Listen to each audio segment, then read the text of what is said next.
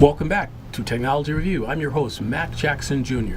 You can follow me on Facebook at facebook.com/Technology Review TV. Remember to press the like button and share our show. On Twitter, twitter.com/Mac Jackson Jr.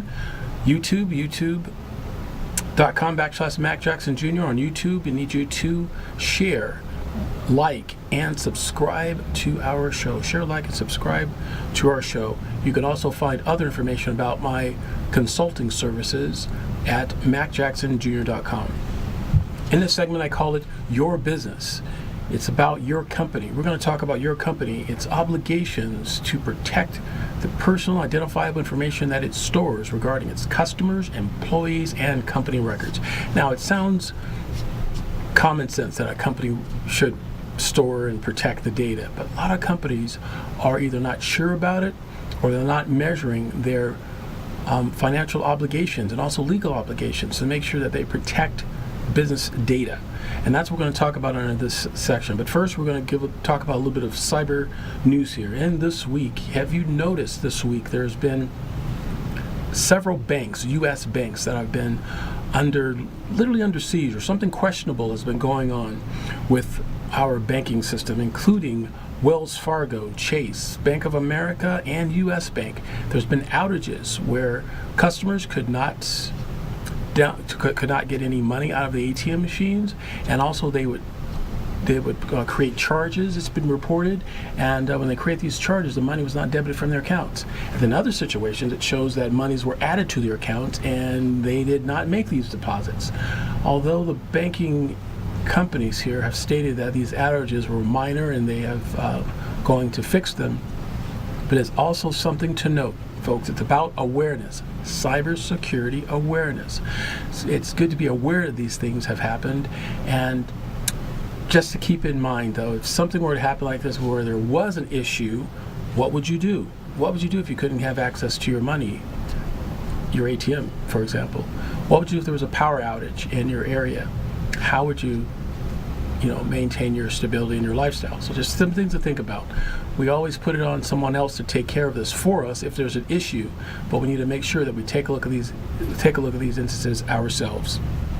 Also, if you are an iPhone user, iPhone had an issue with their FaceTime app on their phone. There was a eavesdropping bug that was just recently fixed. So if you're an iPhone user, make sure you download the most recent update.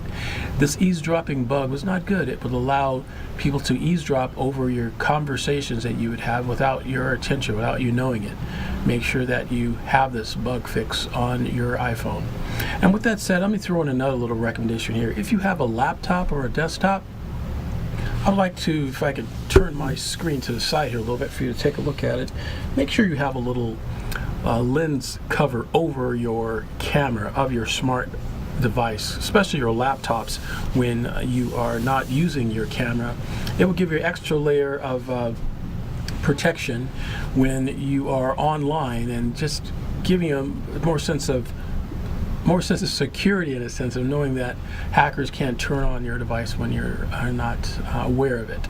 So it's good to have a little cap. You could find these little lens covers online. A lot of companies have theirs, giving them away for free just about.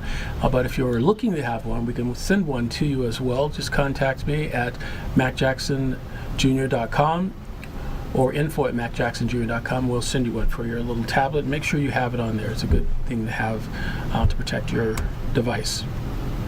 Also, I want to stress our new online course that we are providing for businesses, federal employees, and legal employees, if you're in the legal field as well here in the state of Nevada. Federal employees or globally, they can take a look at our online course. It's called How to Protect Your Workplace from Identity Theft. You will receive actual credit for it and a certificate of completion. There's quizzes as well and lectures that I go through as a professor on cybersecurity awareness. So definitely check that out. You'll find information there on those courses at mjcc.com. That's mjcc.com, or go to my website at macjacksonjr.com. All right. Businesses are the #1 source of identity theft and cybercrimes, according to the Federal Trade Commission and the Justice Department. Information, folks, data, information, records, they are now in our society today the new currency. It means money, folks. Cyber criminals acquire and target businesses for their customers, employees, and corporate records, which they will then use to trade within the darknet exchange with other bad guys, and they exchange it for cryptocurrency, Bitcoin, for example, and other cryptocurrency products. Leading businesses today have gone through a cyber attack. These cyber attacks have gone worldwide, from nation states to your next door neighbor. Anyone can be a cyber criminal, folks, because it's so easy to acquire data, because we in our society give our information out willingly. And this information involved in databases. We have to be very vigilant and watch this and make sure that information is not being acquired by bad guys. Remember recently this year, folks, there was an attack on Equifax this year where over 3 million users had their information stolen from cyber attackers. And this is Equifax. Equifax is the leading company in credit monitoring. Leading company in credit monitoring, folks. Over 300 million people had their information compromised because of a little procedure that was not followed by an employee of Equifax. Allegedly, this is according to reports. An investigation is still going on to find out what has caused this. Can that also happen with your company? It's something that you need to be aware of. Now, all of these databases that are out there have information with your personal identifiable records stored. And there have been hacks that have been going on for years. However, hackers are now compiling this information and selling it to other bad guys. There is a website that I'd like to recommend you take a look at. And what you do is you put your email in this website, and it will tell you if your email address has been stored in one of these hacked databases. And if it has been stored there, folks, it is recommended that you, as soon as possible, change your password. The website is called Have I Been Pwned? Have I Been PWNED.com. And that's haveibeenpwned.com. Just enter your email address. It's very simple, easy to do, and you'll be able to see if your information has been hacked. Now, Have I Been Pwned is a good website to check your information. Now, Experian and other credit reporting agencies are using databases like Have I Been Pwned to let you know if your email address has been stored in one of these hacked databases, but they're also giving you your password that you use with that email address. Now that is even scarier, folks. This is your password. So that means that bad guys in the darknet exchange are using this information to sell to other bad guys that have your information, your email address, and your password. So what they will do is then go into profiles like the banks to see if that password works. They will try different banks. They will try social media accounts so they can get into your social media using a password that you used from this hacked database. They'll go in there and create havoc as well. That's why it's important, folks, that you make sure that you change your password immediately if you see your information there stored. And if you don't see your information stored, you need to have a plan. Every 60 to 90 days, change your password. And in our next segment, we'll talk about a password management system and what that means by having a strong password.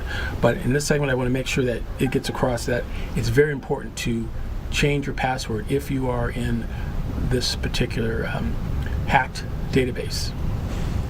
Now, what is the biggest threat to businesses that do not look at cybersecurity awareness, right?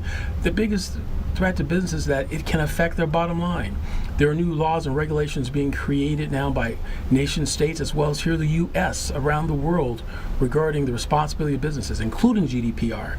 So we'll talk about that too in future episodes and future segments of Technology Review. It's very important that your company understands that there's a liability with a data breach within your organization, financial loss, reputational damages, as well as legal entanglements. But we can avoid that. And the best way to avoid that, and our best defense, is cybersecurity awareness, folks. That's cybersecurity awareness. And again, you can get a hold of me at macjacksonjr.com. That's macjacksonjr.com to make sure that your company has the latest information on cyber attacks and what your organization can do. We can do things like help you design a policy that has been endorsed by NIST, the U.S. Homeland Security, protecting your business. We'll go through more of those as well in our next segment. Well, thank you very much for being a part of this segment, folks, here at Technology Review. We'll be back after these messages.